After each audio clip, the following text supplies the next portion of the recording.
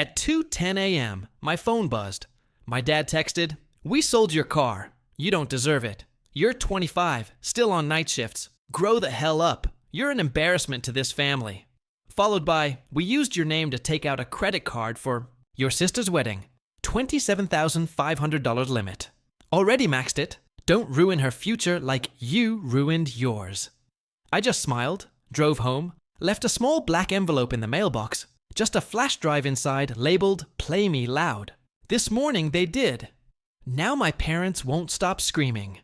Tell them we're sorry. Tell them to come home. Tell them to answer. Please, God, someone make him answer. They have no idea this was just the trailer. The real show hasn't even started. And they haven't even seen what I'm saving for Christmas.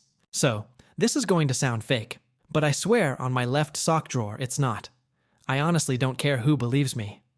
Just need to dump this because my hands are still shaky and I'm half running on Sprite and Red Bull and whatever's left of my patience. Anyway, so it's like 2:10 a.m. and I'm at home. Yeah, I know. I should be sleeping, but my schedule's just permanently wrecked at this point.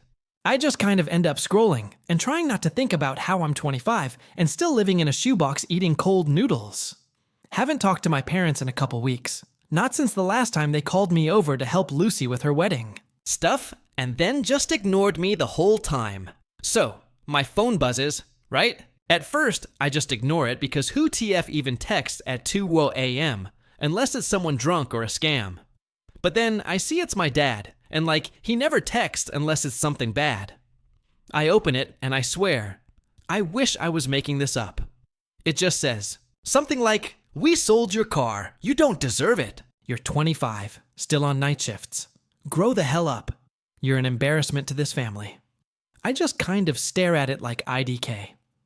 I was waiting for him to say JK or something, but then another text pops up. "We used your name to take out a credit. Card for your sister's wedding. $27,500 limit. Already maxed it. Don't ruin her future like you ruined yours." I actually laughed. Not because it's funny, but because it's so on brand for them. It's almost a parody at this point.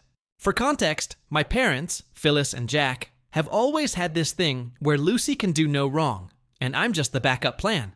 If something needs to be done and Lucy's busy, it's, "Oh, Wayne, why don't you do it?" Lucy gets a new phone. I get her old one. Lucy's wedding is this massive event, and I'm just told to show up and not embarrass anyone. Not even acting like they're evil.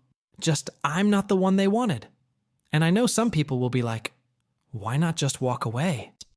But honestly, you try going no contact with people who text you every time something breaks, or they need to guilt trip you for not being a real man. And yeah, I'm angry, but mostly it's like this weird clarity. Like, I always knew they didn't actually respect me, but this was just straight up spitting in my face. I'm not even sure how they sold the car TBH. I left it at their house last weekend because Lucy said she needed the driveway for her wedding committee or whatever. And I was already late for a friend's thing. It was supposed to be safe, but I guess they just decided it was theirs to get rid of. Classic. So now I'm sitting there just kind of picking at the edge of my desk, and I realize they don't think I'll do anything. That's always been the dynamic, right? They push, I take it. They walk all over me. I say nothing. Lucy cries and suddenly I'm the villain for making things awkward. But this time, farner. I just got up, grabbed my backpack, and started digging through my old tech stuff. I found this little black flash drive I got from some promo thing ages ago, plugged it in, wiped it, and started recording a voice memo on my phone. I just started talking like everything. Not even yelling, just calmly running through every single time they've done this kind of stuff. Like the time they forgot my birthday and just gave me a gift card they found in the junk drawer. Or when Lucy crashed my old bike and they made me apologize to her. Or how they let Lucy take my room as her office when she started planning the wedding and told me to sleep on the couch because you're barely home anyway. I just kept going, listing every time they made it clear I was just the afterthought. Then I said, "This isn't a threat. It's a promise. You want to play games? I'm not your pawn anymore. You think you can just take what you want and I'll just eat it. Nah, you're going to remember this. And I ended it there. Copied the file to the flash drive, labeled it Play Me Loud, put it in a plain little black envelope I found in my junk drawer. Honestly, kind of satisfying writing their address. On it, no note, nothing, just the drive. I drove over there at like 3:30 a.m., which is a whole other thing because I had to use the rideshare app. Car's gone, remember? And the driver looked at me like I was about to rob the place. Just left the envelope in their mailbox, walked back, down the street and waited until the driver looped back around. Seriously, it's a small neighborhood. Everyone's nosy as hell. The whole time I'm just running through all the stuff they've pulled. But now it's like, I'm not sad, just pissed, like genuinely ready to see what happens when they don't get to control the narrative. Next morning, I'm back at my place and my phone just starts blowing up. Missed calls, messages from my parents, Lucy, even random relatives. I don't even check half of them, but I see the preview of one from my mom. Tell him we're sorry. Tell him to come home. Tell him to answer. Please God, someone make him answer. The caps lock is on, so I know she's panicking. Then I get a text from Lucy. It's all just, what did you do? Why are mom and dad freaking out? You're ruining everything. I need you to fix this. I just leave. It on red. So now they're calling everyone, neighbors included. I guess my mom went outside screaming, which TBH checks out. And I'm just sitting here with my phone face down, eating leftover pizza, and trying to decide if I even care what happens to the wedding. Now, the wildest part is, this is just the trailer. They have no idea what's actually coming. I'm not done. I've got stuff saved for Christmas that'll make them wish they never even heard my name. Yingle, it feels kind of good to finally be the one holding the cards. Everyone always says I'm too passive, too nice, too whatever. Not this time. They wanted to make me the villain. Fine. Let's see how they like it. If you made it this far, yeah, I'm mad.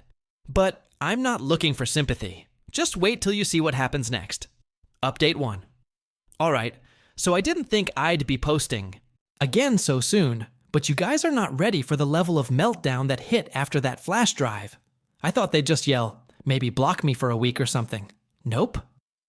It's been like a reality show, but everyone's angry, tired, and doesn't know how to use group texts. So, after I posted last time, I just kept my phone on silent for a bit. I figured they'd eventually get bored and move on, or maybe find someone else to blame. I was wrong. First weird thing, my Aunt Sharon texted me. She never texts, she's one of those Facebook-only people who posts minions, memes, and prayer requests. She goes, your mom called me at 6 a.m. What's going on? Your dad's not answering anyone, and Lucy's crying again. I just leave her on read. Not my circus, not my monkeys. Anyway, I check my family group chat later, and it's chaos. Phyllis is writing in all caps like she's trying to summon a demon. Jack sends a voice note. No chance I'm listening to that. Lucy's dropping guilt bombs about how I've ruined her one special day, and I should fix this because family comes first, and this is unforgivable. Classic Lucy TBH. I almost felt bad for a second. Almost. But then I remembered the text from Jack about the car and the card, and I got annoyed all over again. So here's where it really got wild. Turns out the wedding vendors started blowing up my parents' phone because the credit card got declined. My Uncle Daniel, who's always been a little too nosy for his own good, heard yelling at the house and called my mom to check in. She apparently bit his head off, told him to stay out of it, slammed the phone down. He immediately called my phone and got voicemail. He sent a text like, if this is about money, just say so. I'll talk to Jack. I don't reply. By noon, my old neighbor Lucy, not my sister, different Lucy, I know it's confusing, texts me like, hey, are you okay? Your mom's been out front yelling at the mail carrier, and then she slammed the door so hard it rattled my window. Lol. I guess the mailbox triggered her. Anyway, she says there's cars parked outside and people coming and going. So apparently the house has become the family drama headquarters. The group chat is now all relatives arguing. Sharon's asking, where did the wedding money go? And Daniel's saying Jack needs to talk to his son. Phyllis is just posting those angry face emojis over and over. I mute the chat. Lucy, my sister, starts blowing up my phone with these guilt trip paragraphs. It's all, "You're ruining my life. I can't believe you do this. I'm so embarrassed. My friends are asking why the cake place is saying we haven't paid. You have to call Dad and fix this, or I'll never forgive you." She throws in something about me always being jealous because she did things the right way. And yeah, I get why she's mad. She's been told her whole life that if she wants something bad enough, someone, usually me, will make it happen. I guess when you grow up with everyone covering for you, you start thinking you're entitled to it. But also, I'm not her emotional punching bag anymore. So I screenshot the texts, send them to my cousin Chris. He's the only one in the family who kind of gets it. He's always been on the edge of and he just replies with a meme of the puppet monkey looking side to side. Classic Chris. Then I get a DM on Insta from this girl who used to be in Lucy's friend group. She's like, "Is it true your parents maxed a credit card in your name? Lucy's been blaming you for the wedding falling apart and saying you sabotaged everything." I don't respond, but I start to realize Lucy's spinning this to everyone she knows. I guess that's her defense. If she screams loud enough, maybe nobody will notice she's standing on a pile of my stuff. Meanwhile, my mom starts texting me these long apology paragraphs, but they're not really apologies. It's like, "We're sorry you feel that way, and we only wanted to help Lucy have a nice day. And you're not good with money anyway." At one point, she tries to get me to come over by saying, "Grandma's worried about me." Low blow, but not surprising. I ignore her. I'm not letting them run the same play again. Every time I show up, they just want to talk me down and make it my fault. By the next day, my dad finally tries calling me. And when I don't pick up, he leaves this voicemail where he's half yelling, half trying to sound reasonable, like, "We did what we had to do. You weren't using the car. You don't need that much credit. Lucy's wedding is more important. You'll understand when you're older or when you finally grow up." He hangs up without saying bye. I send the voicemail to Chris. He just replies, "Damn." And then, nothing else. Classic. Now here's where I start pushing back. I message my Uncle Daniel and just say, "You should ask Jack what happened to the money." No details, just that. 2 hours later, Daniel calls my mom, and apparently it gets heated enough that my mom hangs up and throws something at the wall. "Lucy, text me later about Mom's lost it. Thanks a lot." The family group chat is now full of people asking questions. Half of them blaming me, half blaming Jack and Phyllis. I start seeing posts from my extended family on Facebook. All these vague, "Some people don't appreciate what they have," and "Family will let you down" statuses. It's kind of hilarious, honestly, because none of them even know how deep this goes. The best part is, since the credit card's maxed out, the wedding vendors are getting nervous. One of them apparently called Lucy's fiancé's parents, and now there's a whole side drama going on. Lucy's fiancé is texting me in all caps about, "How could I do this? I'm ruining Lucy's life. I should be a man and fix it." I mute him. At one point, Lucy comes to my apartment. I didn't even know she knew where I lived. She's banging on my door, yelling through the hallway, saying I need to come out and talk. I open the door, and she tries to shove past me. I push back, keep her in the hole. She's crying. Mascara everywhere, going off about how I'm selfish and always have been. How all she wanted was one nice thing, and now everyone's laughing at her. I tell her, "You made your bed. You lie in it." She slaps me. I shut the door in her face. She stands there for like a full minute, then stomps off. After that, I start getting calls from random numbers, probably my parents using other people's phones. I block them all. The next day, I get a text from my cousin Chris. "Family dinner is cancelled. LOL." At this point, my parents are basically in social exile. Their friends are asking questions. Neighbors are gossiping. Everyone's speculating. About the family drama, I get a text from my Aunt Sharon saying, "Grandma wants to know if I'm okay. She's worried about I just text back, I'm fine." And leave it at that. I know some people are going to say I'm being harsh, but after years of this be ice, I'm not feeling charitable.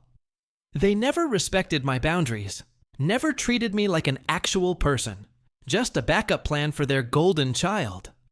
Now they're finally getting a taste of what it's like when I stop playing along.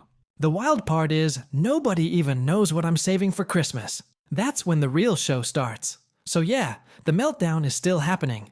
I'm just chilling, watching the group chat eat itself, eating takeout, and making plans. I'm not done. Not even close. If you think this was messy, just wait. Update 2. So, I thought after Lucy stormed out of my apartment and Phyllis started her concerned mother campaign, things would maybe chill for a second. Nope, not even close. If anything, it's like every day somebody finds a new way to make this more chaotic. First thing I notice is my parents have switched tactic. Suddenly, it's all let's be reasonable texts from Jack, like he's the bigger man. He leaves these short voicemails now, not yelling, just saying stuff about, let's work this out and don't do anything drastic. LOL, little late for that. Meanwhile, Lucy's going nuclear on socials. I keep getting tagged in old pics with weird captions like she's trying to rewrite the story for everyone who will listen. All her friends are commenting stuff like, OMG, can't believe people can be so selfish. And sending prayers, you deserve better. Classic move. Honestly, she's always been good at making herself the center of the universe. I'm not even mad about it. It's just funny at this point. She blocked me everywhere except for one random chat app I never mute, so I just mute it. Chris, my cousin, sends me screenshots now and then, mostly for laughs.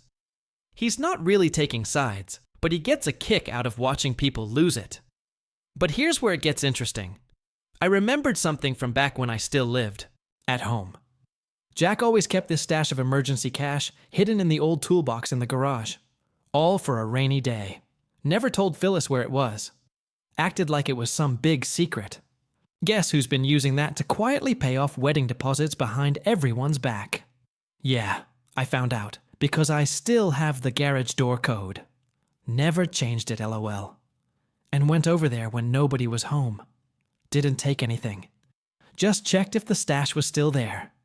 It wasn't. So, I start poking around and find an envelope in a junk drawer that's got withdrawal receipts. Guess who's been dipping into the rainy day for months? So, I send an anonymous tip to Daniel. Uncle, just like you should ask Jack about the wedding. Money and the cash not signed, just left in his mailbox. Daniel's always suspected Jack was hiding stuff, so naturally, he goes straight to Phyllis. Suddenly, family's arguing about who's paying for what, who lied to who, and now the two of them are barely talking. I hear this from Chris because now Daniel's calling him nonstop to vent. Next thing, vendors start threatening to cancel contracts. I get a text from Lucy's fiance's mom. Don't ask how she got my number, saying basically, you need to do something. This is your fault. We're very disappointed. I just block her. The wedding group chat, which I forgot I was in, honestly, is now just Lucy begging people for money or understanding. I leave the group. Chris says Lucy tried to start a GoFundMe, but nobody donated. Then the real blow lands. One of the vendors posts a vague comment on their business page about unreliable families and broken promises. Phyllis loses it. She calls me, leaves a voicemail, literally sobbing and saying, I need to fix this now, or there will be consequences. I don't respond. Jack tries a different angle. He shows up at my apartment, knocks on the door like he's just there to chat. I open it a crack. He tries to push past me. I block the door with my foot. He's muttering about how I owe it to the family that I'm selfish, that I'd be nowhere without them. I tell him to leave. He gets mad, shoves the door. I slam it back. He stands there yelling for a bit, then stomps off. After that, I get a text from Phyllis. You're tearing this family apart. You'll regret this. We're your parents. You can't just do this to us. She's always been good at turning everything into a guilt trip, but I'm not 12 anymore. I just delete it. The fallout's getting bigger than I expected. People are picking sides now. Sharon, Aunt, is calling for a family meeting, and half the cousins are refusing to show up. Lucy's now DMing anyone who ever met me, telling them I'm unstable, that I need help. Whatever, let her talk. Then I get a DM from a guy who used to work with Jack, asking what's going on, saying Jack's been acting weird, snapping at people. I just say, maybe he should focus on his own problems. He leaves me on read. Even Grandma gets dragged in.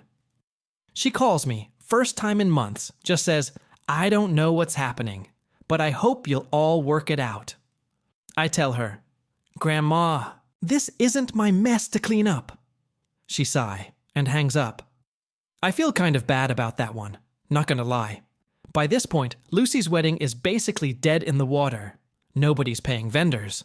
Half the guests are backing out, and Lucy's fiancé is suddenly taking time to think. I hear from Chris that he and his parents are demanding receipts from mine. I guess they're worried about all the money they dropped for nothing. Phyllis and Jack tried to get me to meet up in person. I refuse. They send Chris to talk to me like, he's supposed to be the peacekeeper. He shows up with coffee, sits on my couch, and just goes, I don't even know whose side I'm on, man. I tell him, you don't have to pick sides. Just don't get in the way. He nods, drinks his coffee, and leaves. No drama, just tired. The last thing to drop is Lucy showing up again. This time, she's not even pretending. She's screaming in the hallway, demanding, I fix this. She swings at me like full on, tries to hit me in the chest. I block her arm, push her back. She's sobbing, calls me a monster, says she wishes I was never born. I say nothing, close the door. She stands out there for a while, then leaves. At this point, I'm just watching it all burn from the sideline. Phyllis and Jack are losing their friends. Relatives are pissed. Lucy's about to lose her wedding, and maybe her fiancé. They're all blaming me, but I'm not losing sleep over it. They played themselves. It's actually wild how fast people turn when they don't get what they want. I'm just keeping my head down, eating cheap takeout, and waiting for everyone to run out of steam. Except, like I said before, I'm not done. I've got something big for Christmas, and it's going to make all of this look like a warm-up. So yeah, I guess you could say the screws are officially turning. Stay tuned. Final update. So, I guess this is it, huh? Christmas rolled up, and honestly, the lead-up was so weird. Like, everyone was pretending none of the last few months happened. Phyllis texted me a week before asking if I was coming home for the holidays. Like, we're some regular sitcom family. Jack's been radio silent, which is honestly a blessing. Lucy's posted a bunch of throwback family photos on her socials. All those old Christmas mornings where I'm half out of frame holding some regifted sweater. Not going to lie, I almost bailed on the whole thing, but nay. I said I'd make Christmas count, and I'm not about to bluff. So, I show up. I figured if I skipped, they'd just use that as more ammo. Plus, I needed to see their faces. The house looks exactly the same, except the lights are a little sadder and the driveway's empty. Rip my car! I walk in, and nobody's even looking at me at first, just kind of awkward mumbling. Phyllis tries to give me a hug. I step back and nudge her arm away. She does that thing where she pretends not to notice. Jack's at the table scrolling, on his phone like he's bored. Lucy's in the kitchen helping with food, but mostly just complaining she can't find the good plates. She probably broke them in jail. I sit down, and it's just tense. Nobody talks about the wedding, or the money, or the car. It's all small talk, like Grandma's bunion, how the neighbor's dog barks too much. For a second, I wonder if they're actually going to get through the whole day without a blow-up. But nah, I know these people too well. After dinner, cardboard turkey, lumpy potatoes, nobody talking. I pull out my bag. Phyllis asks if I brought gifts. I say nothing, just hand her a box. She opens it, and there's another little black envelope, same style as before. Lucy rolls her eyes. Jack just sighs. I tell them, this is for everyone, so maybe don't open it in the kitchen. They all shuffle into the living room, Grandma included. Inside the envelope is a flash drive labeled Play. Me loud. Phyllis looks at it like it's a snake, but Lucy grabs it and plugs it into the TV. There's a second where I almost regret this, but then I see Jack's face and remember every time he called me a disappointment. The drive starts with a slideshow. Not even a fancy one. Just a string of screenshots. Text from Jack, voicemails from Phyllis. All those little moments where they spelled out exactly how little I mattered. The bit where Jack says, "You're not using the car. You don't need it." Lucy's day is more important. Phyllis crying about how I should fix this because it's my fault. Lucy texting me that I ruined her life, that I was always jealous. Even some old group chat messages where they made plans and forgot to invite me. Then blamed me for not showing up. Then it switches to audio. I clip together a bunch of the worst stuff. Jack ranting about me being lazy. Phyllis whispering to a friend that Wayne just doesn't have what Lucy has. He never did. Lucy bragging to her friends that she could get anything she wanted if she just asked Mom and Dad. Even that time at Thanksgiving, when Phyllis literally told Grandma not to bring up my job because it makes Lucy uncomfortable. Nobody says anything. Jack is just staring at the floor. Phyllis is clutching her mug like she's about to crush it. Lucy's face is bright red. Grandma's blinking a lot. Then it cuts to me, just my voice saying, "This is how you treat people when you think nobody's watching. This is what family looks like when you only care about one person. You wanted me to disappear, but I'm done being quiet. Merry Christmas." The room's dead silent. Jack mutters something about airing dirty laundry. Phyllis finally snaps and says, "I'm cruel for ruining the holiday." Lucy tries to shove past me on the way to the hallway. I block her. She slaps my arm. I don't move. She slams the bathroom. Grandma stands up slow and just says, "I can't believe what I just heard." She walks out. Sharon, Aunt, leaves right after her, not even looking at anyone. Jack yells that I don't know what real family means. Storms into the other room. Door slams so hard the pictures rattle. Phyllis sits there just staring at me. Finally, she says, "Why would you do this to us?" I look at her and say, "You did this to yourselves." She starts crying. I stand up, grab my bag, and leave. Outside, it's snowing. I just walk to the street, call a ride, don't look back. My phone buzzes nonstop, texts from Lucy, missed calls from Phyllis. Even Jack tries one last time before I block his number for good. So, that's it. Not some big movie ending, nothing tied up neat. They're going to have to live with what they did. And now everyone else knows too. I'm not their backup plan. I'm not their scapegoat. And I'm definitely not coming back for round 2. If you're reading this and thinking it's too harsh, IDK, what to tell you? Some people don't learn unless you turn the volume all the way up. I'm just glad I finally did. And yeah, Merry